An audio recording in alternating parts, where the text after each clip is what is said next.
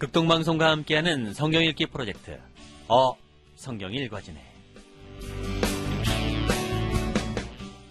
이 시간 생터 성경사역원 성경 읽어지네 전문 강사이신 하만 우리교회 배명옥 사모와 함께합니다. 성경이 읽어지네 주님 나라 임하네. 안녕하세요. 지난 시간에는 아합의 죄가 어떻게 남방유다로 흘러들어가게 되어 남유다마저 바알과 아세라 종교로 위험하게 되었는지 설명드렸습니다. 이세벨의 딸 아달랴가 남유다의 여호람과 결혼하며 이 바알과 아세라가 남방유다로 흘러들어가게 되었어요. 그리고 여호람 왕과 그 아들들이 모두 죽게 되자 이 아달랴는 쿠데타를 일으켜 다윗의 씨를 말리려고 손자들을 모두 죽이고 남방유다의 여왕이 되어 6년 동안이나 다스립니다. 그러나 이 가운데에 극적으로 요아스가 구출되어 다윗 왕조가 하나님의 섭리 안에서 이어져 갔죠. 이렇게 몸통 부분의 아합의 죄가 북이스라엘 뿐만 아니라 남방유다까지 잠식해 들어간 이 일은 열왕기상하 사가에게는 굉장한 중요한 사건이었어요. 그리고 이러한 아합의 역사 속에서 일어나는 사람이 있었죠? 네, 바로 엘리야입니다.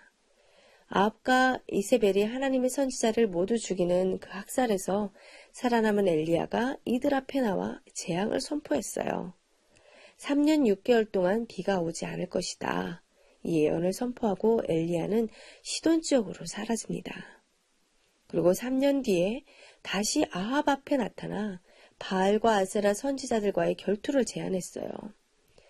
여호와가 참신인지 바알 아세라가 참신인지 결투를 해보자는 것이었습니다. 그리하여 갈멜산에 바알 선지자 450명과 엘리야 그리고 이스라엘 백성들이 모였어요. 그리고 엘리야는 모인 모든 이스라엘 백성들에게 어느 때까지 여호와와 바알 사이에서 머뭇거릴 것이냐. 이제는 참신을 선택해라. 오늘 누가 참신인지 눈으로 보고 선택해라. 결단을 촉구했어요. 이 갈멜산 싸움은 바알 선지자 450명과 엘리야, 즉 450대 1의 결투인데요. 아세라 선지자들이 400명이 어떠한 일로 못 왔는지 모르겠지만 사실상은 850대 1의 싸움이라고 볼 수 있는 대단한 결투입니다. 바알 선지자들이 먼저 아침부터 낮까지 자신들의 신 바알을 부르며 뛰는 의식을 했어요. 그러나 제단에는 아무 일이 없었어요. 자, 그러자 엘리야가 야, 너희들의 신이 아마 묵상 중인가 보다. 아니면 잠깐 나갔나? 아하, 자고 있나 보다. 이런 식으로 조롱을 하죠. 이에 바알 선지자들은 몸을 자해하는 의식을 하며 그들의 신을 저녁 때까지 미친 듯이 주문을 하며 부르지만 제단에 불이 내리지 않았어요. 이번엔 엘리야가 드디어 하나님을 부릅니다. 그러자 여호와의 불이 제단 위에 내리고 모든 백성들이 이것을 보고 여호와는 하나님이시라고 막 외쳐요. 그리고 이때 엘리야가 백성들에게 저 도망가는 바알 선지자들을 모조리 잡아 죽이게 합니다. 엘리야가 승리한 거예요. 자, 결론은 하나님이 왕이시다 였습니다. 그런데 문제는 다음이었어요. 갈멜산 전투 850대 1의 싸움에서 승리를 한 후 이 아합의 왕가나 이세벨에게 심판이 있고 백성들이 이제는 여호와께로 돌아설 줄 알았는데 아무 일도 일어나지 않은 거예요. 오히려 이세벨이 살기등등하여 엘리야를 죽이려고 했습니다. 개혁을 주도했지만 아무런 변화가 없었던 거예요. 그래서 엘리야는 이에 크게 실망을 하며 나만 홀로 남았다고 생각을 해요. 엘리야는 이렇게 낙심하고 영적으로 번아웃 탈진하게 되고 이세벨을 피해 도망하다가 호렙산 시내산까지 가게 되는데요. 지금까지 힘겹게 홀로 싸웠건만 아무 일도 일어나지 않자 낙심하여 죽기를 청하는 엘리야에게 호렙산 이곳에서 하나님은 세미한 음성으로 말씀하십니다. 내 나라는 내가 경영한다. 걱정하지 말아라. 너는 네 구간만 달려라. 다음 세대는 다음 세대가 책임질 것이다. 그러니 다음 세대 역사의 주인공들에게 너는 기름을 부어라. 하사엘과 예후와 엘리사에게 기름을 부으라고 하시는데요.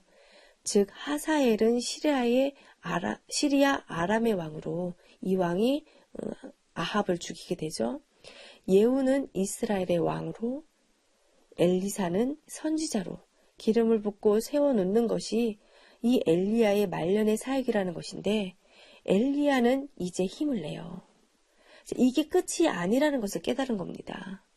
그래서 말씀대로 다음 주자들에게 기름 붓는 사역을 해요. 하사엘의 칼을 피하는 자는 예후가 죽일 것이요 예후의 칼을 피하는 자는 엘리사가 죽이리라. 이 세 사람을 통해 아합 스토리가 정리될 것이라는 뜻이고, 이것을 깨달은 엘리야가 다음 주자들에게 기름을 부으며 바톤을 넘기는 겁니다. 엘리야는 그야말로 하나님의 전사였어요. 자, 이렇게 아합과 이세벨이 이스라엘을 바알과 아세라로 국교화하는 이 절묘한 순간에 엘리야가 일어나는데, 그는 왜 등장하느냐? 그 의의가 중요한데요. 이 아합의 역사 속에서 등장하는 엘리야의 의의는 무엇이냐는 겁니다.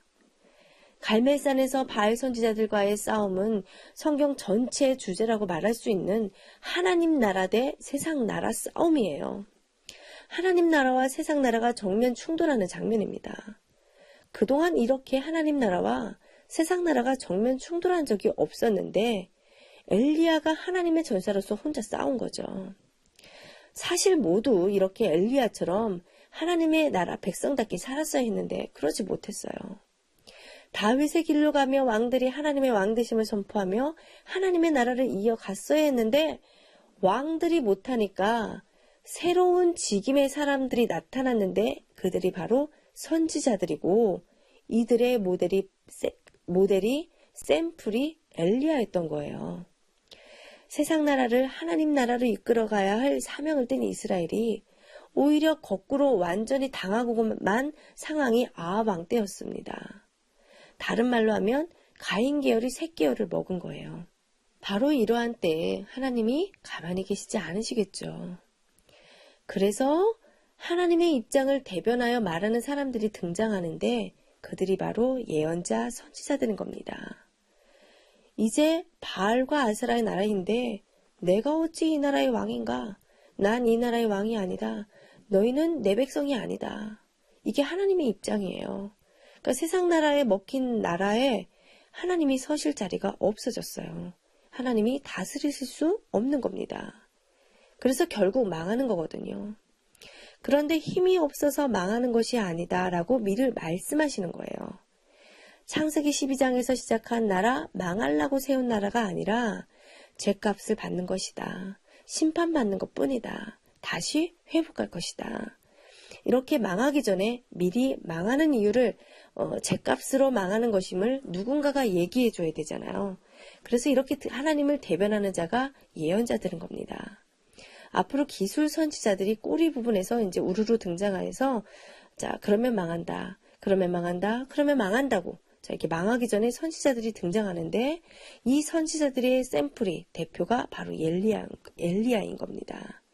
그러니까 선지자들은 누구냐 했을 때, 선지자가 어떤 사람인지는 엘리야를 보면 알 수 있다는 거예요.